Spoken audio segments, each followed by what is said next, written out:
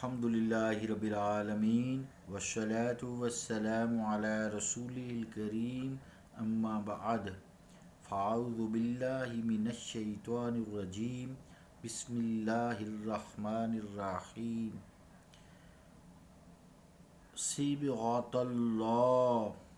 सिबग़तल्लाह वमन अहसनु मिनल्लाहि सिबग़तन व नहनु लहु आबिदून।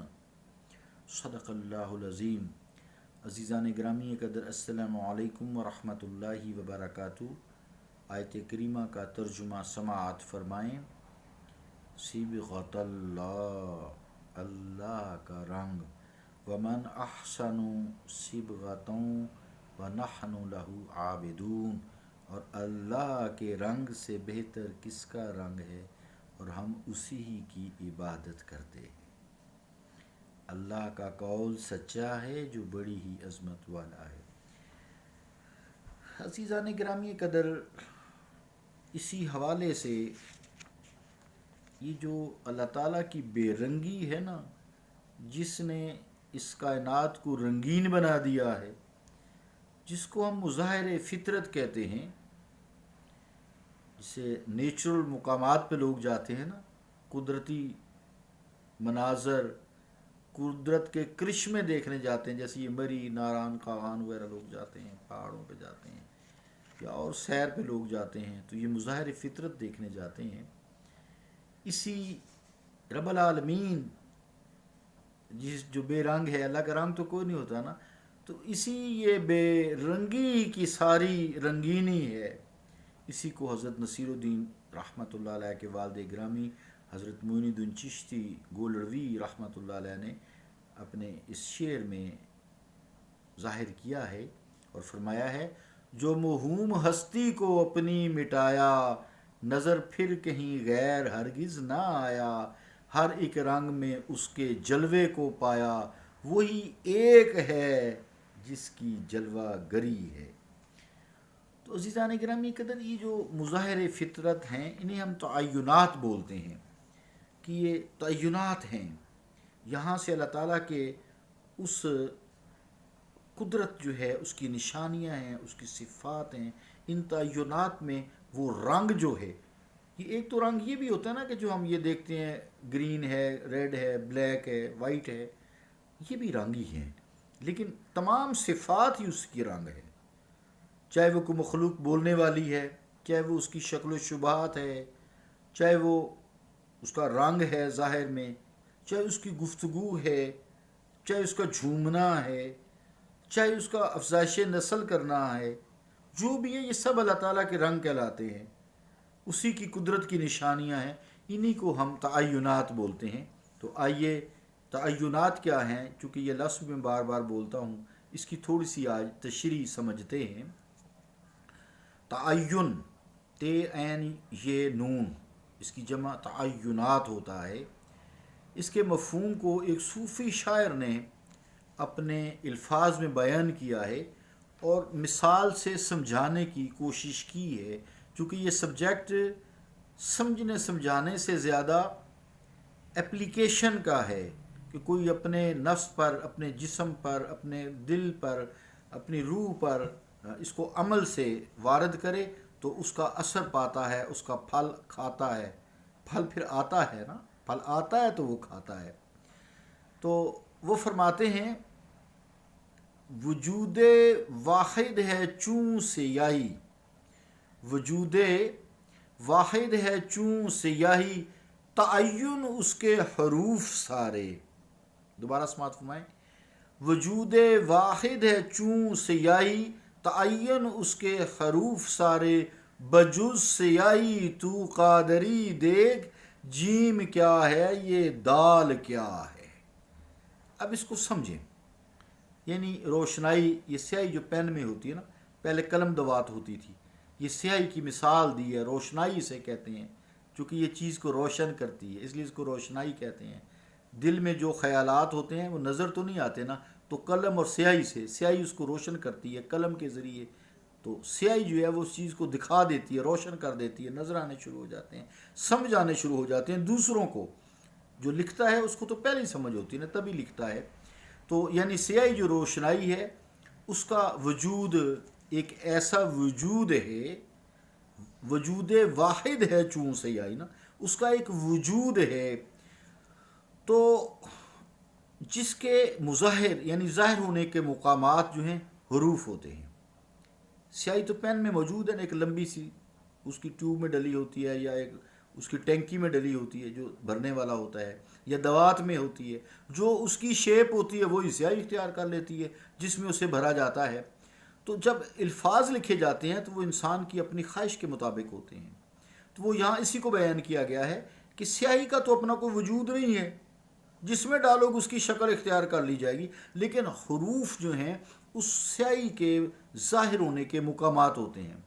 مطلب یہ کہ اگر حروف کی شکلیں نہ ہوں، الفاظ کی حروف کی شکلیں نہ ہوں، یا کوئی ڈرائنگ ہو، کوئی بھی ہو، نقشہ ہو، کوئی چیز بھی ہو، تو اگر اس کی کوئی اپنی شکلیں نہ ہوں تو جو روشنائی اپنا ایک وجود رکھتی ہے، اکائی ہے، وہ اکیلی ہے، اس کی کوئی بظاہر خود شکل تو نہیں ہوتی نا، وہ بے نام و نشان ہی رہتی، لوگ اس کو پہچانتا ہی نہ۔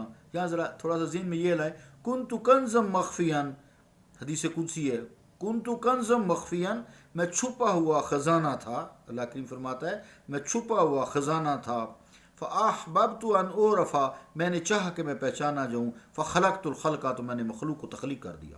تو اللہ کی پہچان اس کی مخلوق ہے، اسی کو تعینات کہتے ہیں۔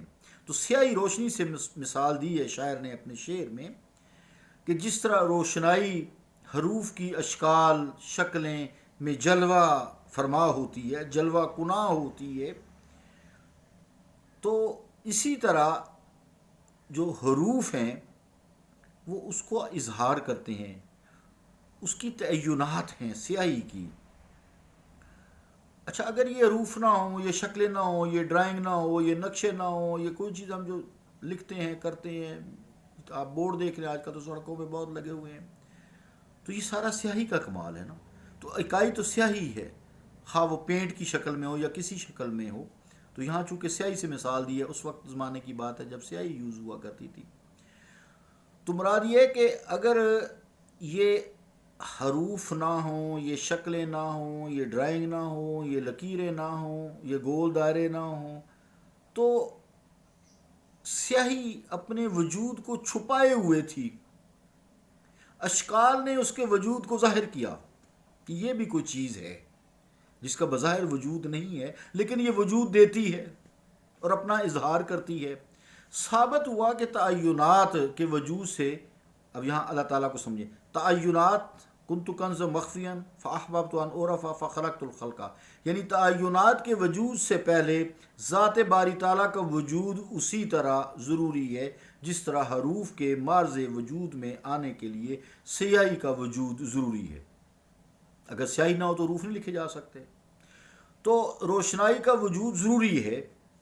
گویا تعینات کے ظہور سے پہلے ذات باری تعالیٰ کا وجود ہے، وہ قدیم ہے، وہ حی قیوم ہے، اللہ تعالیٰ وہ ازل سے ہے، ابد تک رہے گا۔ اس کے علاوہ جتنے تعینات ہیں یہ سارے مظاہر فطرت ہیں، کل من علیہا فان، کیونکہ یہ تخلیق ہوئے ہیں، اللہ تعالیٰ کی ذات تخلیق نہیں ہوئی۔ جو کچھ زمین پر ہے کل من علیہا فان، سب کچھ جو زمین پر ہے فنا ہونے والا ہے۔ وَيَبْقَى وَجْهُ رَبِّكَ ذُو الْجَلَالِ وَالْإِكْرَامِ، اے مصطفیٰ آپ کے رب کی ذات جو باقی رہنے والی ہے وہ باقی رہے گی، وہ ذو الجلال والاکرام ہے۔ تو معلوم ہوا اللہ تعالیٰ کی ذات و صفات قدیم ہیں، حادث نہیں ہیں۔ تعینات حادث ہیں، مراد ایک وقت میں یہ نہیں تھی، اللہ تعالیٰ نے ان کو تخلیق کیا۔ تو اللہ تعالیٰ کی ذات حادث نہیں، قدیم ہے، ازل سے ہے، ابد تک رہے گی۔ عزیزان گرامی قدر، جب کچھ بھی نہیں تھا، کنت کنز مخفیاً، اسے سیاہی دوات میں چھپی ہے نا، نظر نہیں آتی اس کے اندر کیا ہے حروف کے، اسی طرح کچھ بھی نہیں تھا، پھر اللہ تعالیٰ نے اس کائنات کو تخلیق کیا۔ ان حروف اور روشنائی کی مثال سے اللہ تعالیٰ کی ذات و صفات کو تھوڑا سا سمجھنے کی کوشش کی ہے ہم نے، بلکہ جب اللہ تعالیٰ کی کوئی چیز بنائی نہیں تھی، یہ زمین و آسمان کی تخلیق نہیں ہوئی تھی، تو یعنی مختلف حروف سے پہلے جیسے روشنائی کوئی شکل و صورت کی نہیں تھی نا، کوئی رنگ روپ نہیں تھا، تو بعد میں رنگ روپ آ گیا نا، تصویریں بن گئی، شکلیں بن گئی. تو اس طرح روشنائی کی اپنی ظاہر کوئی صورت نہیں ہوتی، اسی طرح رب العالمین کی کوئی ظاہری صورت، شکل صورت نہیں ہے. جیسے چیزوں کا رنگ ہوتا ہے، اللہ تعالیٰ کا کوئی رنگ نہیں ہے. صبغۃ اللہ، اللہ کا رنگ. لیکن ومن احسن صبغۃ ونحن له عابدون، اللہ کا رنگ سب سے بہترین ہے اور ہم اسی کی عبادت کرنے والے ہیں. تو سیاہی کی ان گنت اشکال و صورتیں ظاہر ہوتی ہیں. کبھی مختلف صورت ہے، کوئی کیا شکل ہے، تو کبھی حروف کی شکل ہے، کبھی ڈرائنگ کی شکل ہے، کبھی تصویروں کی شکل ہے، کبھی پینٹنگ آپ دیکھ ہی رہے ہیں، اس کو اتنا سمجھانے کی ضرورت نہیں ہے. کبھی ریاضی میں ہیں، کبھی حروف ہیں، کبھی لائنز ہیں. اسی طرح عزیزان گرامی قدر، جیسے سیاہی اپنی صورت جو ہے اس کی اثر اس سے پاک ہے، اپنی صفات ظاہر کرنے کے لیے لوگ اس سیاہی کو حروف میں لاتے ہیں، لائنز میں لاتے ہیں، تصاویر میں لاتے ہیں. اسی طرح ذات باری تعالیٰ صورت و شکل سے پاک ہے. البتہ تعینات کی شکل میں اس کی جلوہ گری ضرور پائی جاتی ہے کہ اس سے اس کی ذات و صفات کا پتہ چلتا ہے، جیسا کہ روشنائی اور حروف کی مثال سے میں نے بات واضح کی ہے. انشاءاللہ تعالیٰ اس کو، یہ آپ تعینات کو آپ سمجھ گئے ہوں گے سیاہی کی مثال سے. اسی طرح اللہ رب العالمین کی ذات و صفات ہیں جو ہمیں ہر طرف نظر آتی ہیں. ہر طرف ہی اللہ اللہ ہی ہے. اس طرف اس طرف نظر ڈالی، ہم نے ساری عمر یوں ہی ختم کر ڈالی. پتے پتے میں اس کو دیکھ لیا، ڈالی ڈالی پر یوں نگاہ ڈالی. صلی اللہ تعالیٰ علی رسول خیر خلقہ محمد وعلی آلہ وصحبہ اجمعین برحمتک یا ارحم